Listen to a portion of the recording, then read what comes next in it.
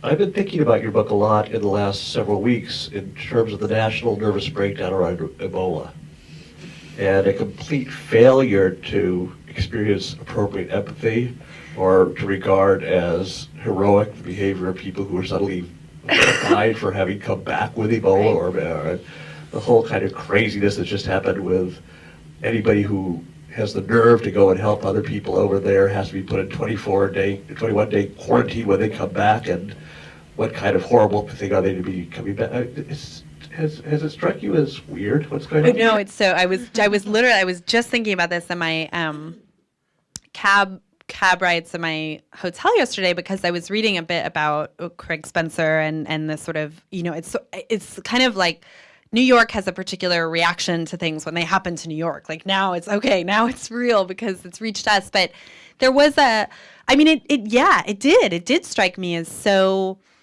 unfortunate and almost absurd the way that, there would be this meticulous tracking of like which trains would he take to get home to Harlem and stuff, and no recognition of like what it would take for this man to be brave enough to go spend a month working with, Doctors Without Borders. And I do think, it's funny because sometimes one of the perils of empathy seems to be that it's actually easier to empathize with one individual than an entire, aggregate suffering body or suffering group, especially when that individual is somehow like more like you.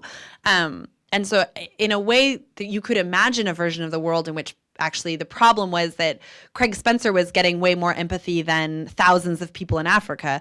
But instead it actually seems like we're not even good enough to fail empathy in that way. We're instead failing at an even lower level, which is like only caring about whether we ride the same subway trains as him or not. And also just the way that, reading all the early accounts of the Dallas victims, it was always really hard to even get.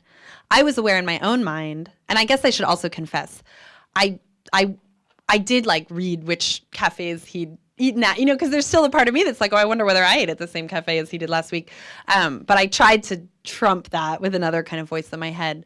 But I was aware that when I would read those early newspaper accounts, I was always kind of curious, well, like, what's the state of this person? Like, are they recovering? Are they being treated? Like, and that was always like buried really deep underneath like who they had possibly infected. And I would just say, and I probably a lot of people here in this room are already thinking about this book, but it brought to mind Eula Biss's new book on immunity, because I feel like one of her powerful arguments in that book is that we need to think about ourselves not just as potential victims, but as potential agents of harm. And it seemed like part of what happens in the response to Ebola is just like immediately being locked in understanding yourself as a potential victim. And